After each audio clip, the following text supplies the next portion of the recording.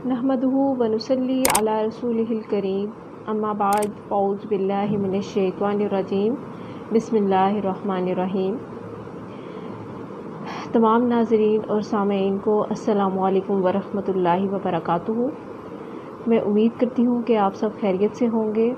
अल्लाह ताला हम सबको अपने हिफ्ज़ व अमान में रखे और जो कुछ हम पढ़ रहे हैं उस पर अमल करने की, उसको समझने की और उसको आगे पहुंचाने की अल्लाह ताला हम सबको तौफ़ीक़ अता फ़रमाए और हमें हिदायत के रास्ते पर चलने की तौफ़ीक़ अता फ़रमाए।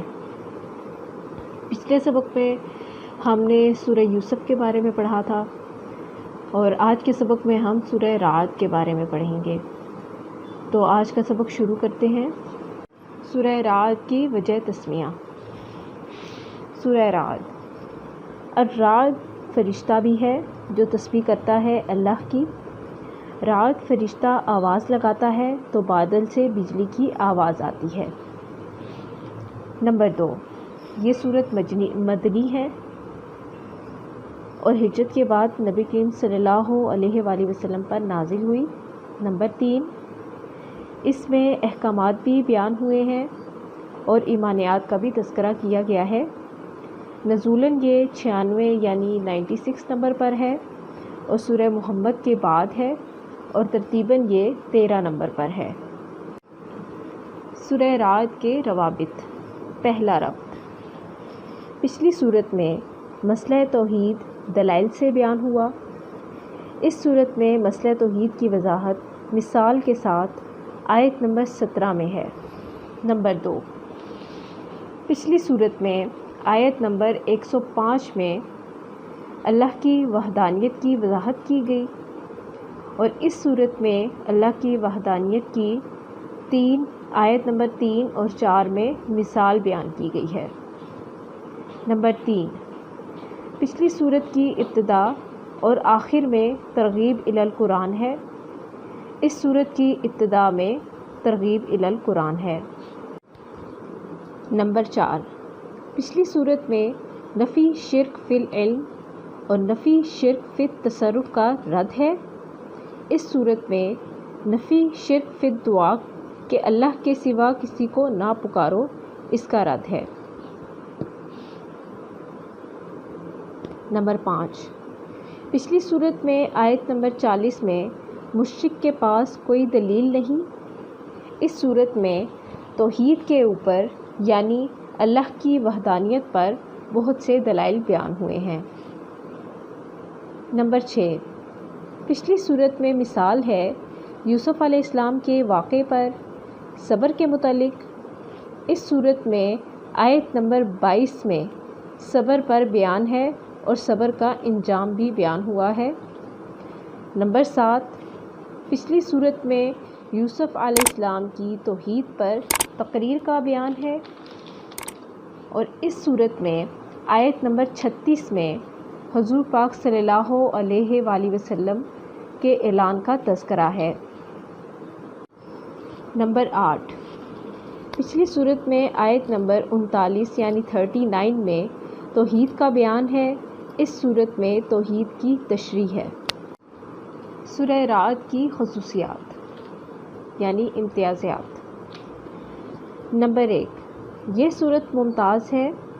आयत नंबर 14 के साथ मुश्रिक के बुलाने की मिसाल है कि मुश्रिक गैरुल्लाह को बुलाता है।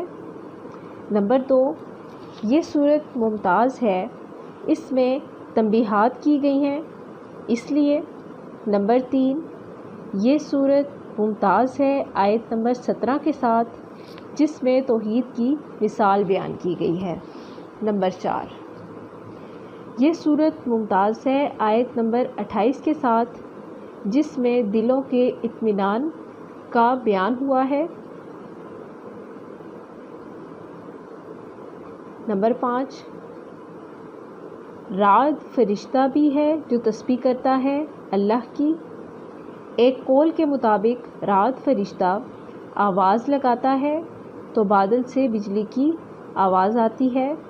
दूसरे कौल के मुताबिक राद फ़रिश्ता अपना पर बादल के साथ लगाता है तो आवाज़ आती है। इस सूरत का मकसद।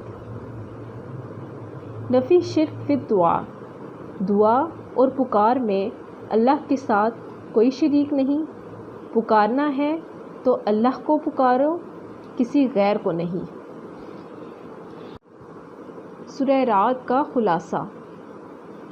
پہلا حصہ آیت نمبر 1 سے لے کر آیت نمبر 4 تک، اس میں 5 قسم کے دلائل کا بیان ہوا ہے۔ نمبر 1، آیت نمبر 2 سے لے کر 5 تک مسئلہ ہے ہر چیز کو پیدا کرنے والا اللہ ہے۔ نمبر 2، آیت نمبر 5 سے لے کر آیت نمبر 10 تک دوسرا مسئلہ ہے، یعنی ہر چیز کو جاننے والا اللہ ہے۔ نمبر 3، آیت نمبر 11 میں ہر چیز کی حفاظت کرنے والا اللہ ہے۔